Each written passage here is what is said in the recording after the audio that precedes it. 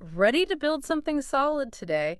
We're diving into, well, we're not just looking at grammar rules today. No, definitely not. Right. We are looking at a really straightforward guide to the absolute bedrock of your English communication.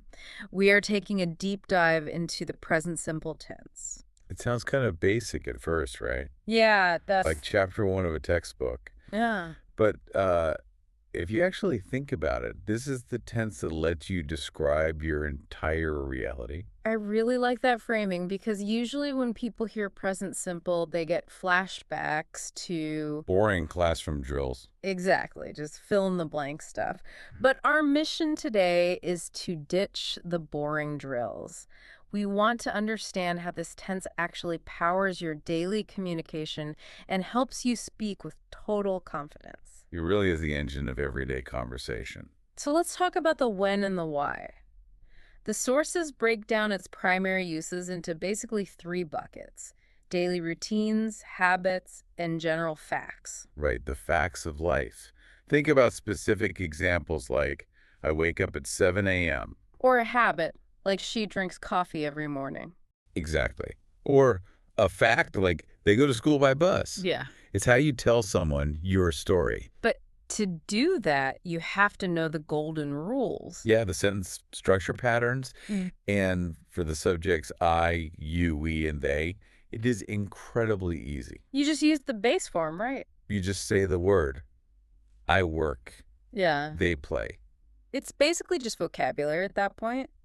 But there is a trap waiting here. Oh, absolutely. The trap is the third person. The crucial third person rule. This is the one that haunts learners everywhere. As soon as you talk about he, she, or it, everything changes. You have to add an S to the verb. The famous S. Right. So Mhm. I work becomes he works, she plays. And for fact-based stuff, it rains. You just have to glue that S onto the end. Okay, I can handle adding an S.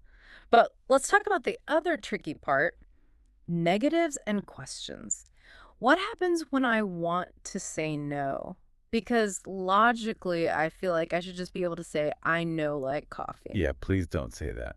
But why? In the present simple, the main verb needs a helper verb to say no. You're talking about do and does. Exactly. You bring in do not or don't. So you say, I don't like coffee. Okay, I'm with you. But wait, what happens to our friend the third person? Does that S rule still apply? It does, and this is what trips everyone up. When you have he, she, or it, the helper verb steals the S. So do becomes does. So I use does not or doesn't. Right. She doesn't watch TV. Oh, notice that. She doesn't watch. The S is gone from watch. Because the helper stole it. You don't need it twice. That is a great mental image, and I assume forming questions works the exact same way. Same exact mechanics. You just put do or does at the beginning. Like, do you like tea? Versus does he play football? It really is just a formula. And once you know it, you stop translating in your head. The goal is just to keep speaking with confidence. It's about sharing your reality, Yeah. your habits, and your truths. Which actually brings us to a really provocative thought to wrap up on. Oh, about stating things as facts. Yes. The source defines this tense as covering general facts and habits. So consider this. When you state something in the present simple, you're presenting it to the world as a fact. Right. Not just what you are doing right now, but who you are. Exactly. So if you change the way you state your habits, how does that change how you actually see yourself? Something to think about. Thanks for joining us on this deep dive. See you next time.